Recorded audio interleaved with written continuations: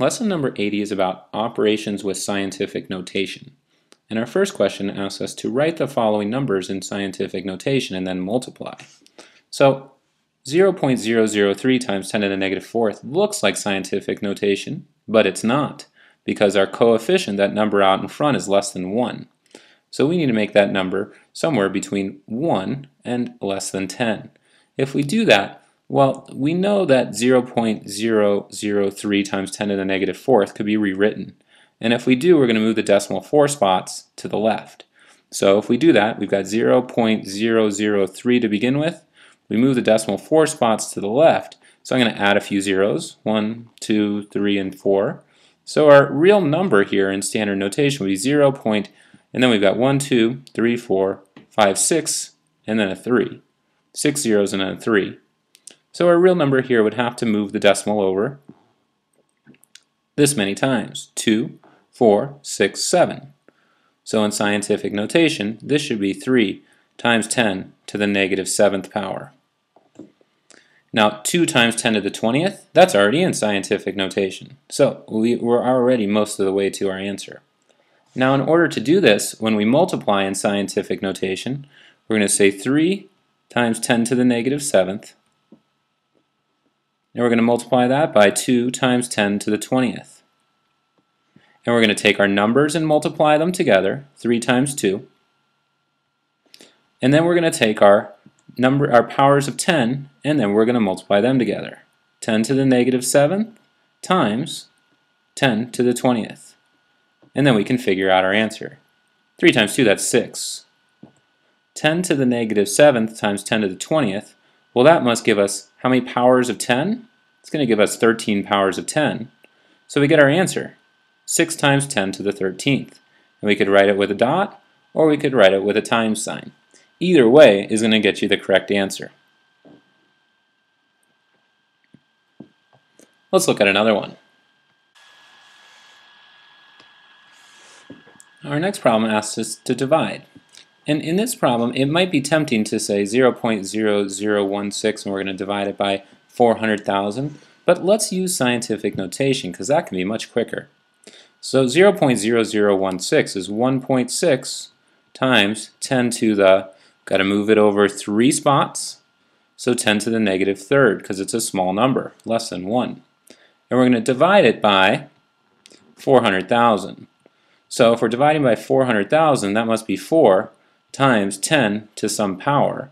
Well, we've got 1, 2, 3, 4, 5 zeros, so it must be 10 to the 5th power.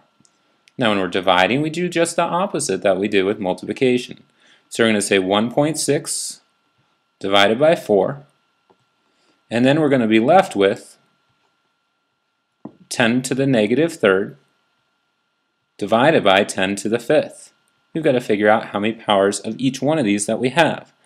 Now, if we want to go ahead and figure out how many of each one that we have in this problem, we've got 1.6 divided by 4. 1.6 divided by 4, well, decimal goes straight up, get a 0. 4 goes into 16 4 times. We must get 0.4. So we've got 0.4. Then we need to figure out how many powers we have of 10. And remember, in order to do this with division, we subtract them. So we're going to get negative 3 minus 5 more, that's equal to negative 8. So we've got negative 8 powers of 10. If we have negative 8 powers of 10, we can write that as 0.4 times 10 to the negative 8th power. But we know that in this problem, we shouldn't write it as 0.4 times 10 to the negative 8th power because we've got a coefficient that's less than 1. So we're going to make that coefficient bigger. We're going to say 4. We're moving the decimal 1 to the right. 4 times 10 to the, we made this bigger, so we make this smaller. 1 smaller than negative 8 is negative 9. So we've got our final answer here, 4 times 10 to the negative 9th power. Make sure you always have a coefficient that's 1 or greater and less than 10. Let's look at one more. Here we want to simplify. And this one looks complicated, but we're going to do it the exact same way. So 0.06 times 10 to the 5th. We're going to move the decimal over 2, so it's getting bigger. This needs to get smaller. So we're going to get 6 times 10 to the 3rd power. This moves down by 2 factors of 10, This moves up by 2 factors of 10, so this moves down by 2 factors of 10. We've got it right here.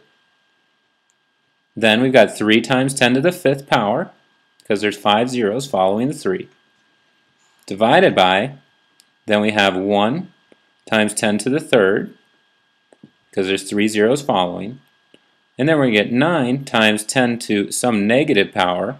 We've got 1, 2, 3, 4, 5 decimal places that we have to move over. Now we've rewritten everything in scientific notation, so we can go ahead and solve.